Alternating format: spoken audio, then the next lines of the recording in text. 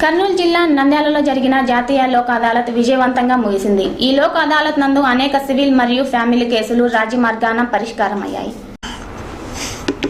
5వ అదనపు జిల్లా జడ్జి సుధాకర్ ఆధ్వర్యంలో జరిగిన ఈ లోక్ అదాలత్ నందు principal senior civil judge Nageswararao, 2వ అదనపు senior civil judge Mangakumari, principal junior civil judge Shailaja, judicial first class magistrate Rammohan, special magistrate Seshanjaneyulu, second class magistrate Sridevi, bar association president DM Ramachandrareddy, Lok Adalat సభ్యులు సైకాలజిస్ట్ బాలాజీ సింగ్, సీనియర్ న్యాయవాదులు రఘు, లోక్ అదాలత్ ఉద్యోగులు రమాదేవి, సత్యం తదితరులు పాల్గొన్నారు.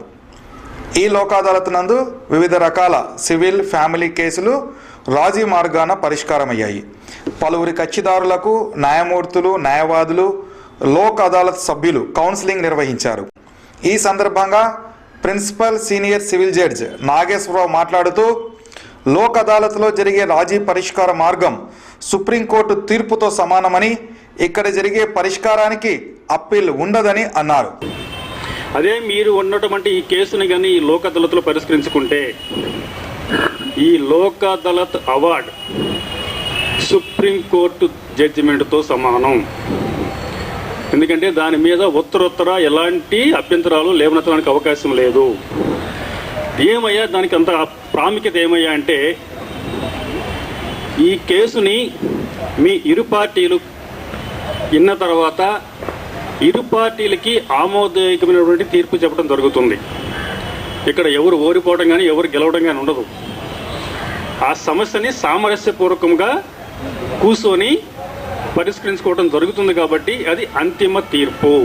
బార్ అసోసియేషన్ ప్రెసిడెంట్ రామచంద్రారెడ్డి మాట్లాడుతూ పెండింగ్లో ఉన్న 80% సివిల్ కేసులు మధ్యవర్తిత్వం ద్వారా పరిష్కారం సాధ్యమని అన్నారు. జడ్జి గారు 4 విషయాలు చెప్పమన్నారు. కరెక్ట్గా 4 చెప్తాను. నా అనుభవం నుంచి నేను సాధారణంగా మా సీనియర్ చెప్పిందే సొంత ఊరు కేసులు చేయొద్దు అన్నారు.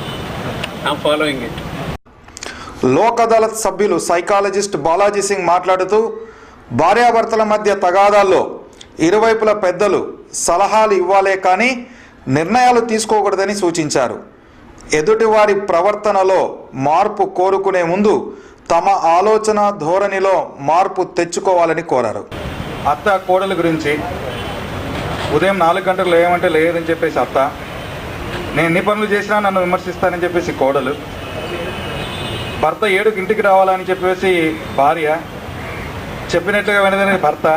ఇలా గమనిస్తే ఎంతసేపు ఒక వ్యక్తి మరో వ్యక్తి చేయడం లేదు, మరో వ్యక్తి మారాలా, అత్త కోడలు మారాలంటుంది, కోడలు అత్త మారాలంటుంది, కొడుకు నాన్న మారాలంటాడు.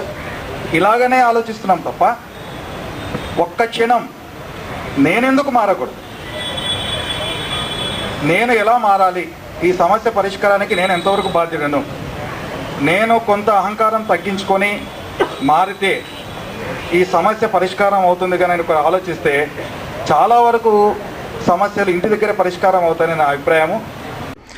అనంతరం బార్ అసోసియేషన్ ఆధ్వర్యంలో ఏర్పాటు చేసిన ఉచిత వైద్య శిబిరాన్ని న్యాయమూర్తులు ప్రారంభించారు. ఈ కార్యక్రమంలో న్యాయవాదులు అడ్డగాల వెంకటేశ్వర్లు, మనోహర్ రెడ్డి, విజయశేఖర్ రెడ్డి, తిరుపతి, బాలహాజీ, శంకరయ్య, రామ్మోహన్ రెడ్డి తదితరులు పాల్గొన్నారు.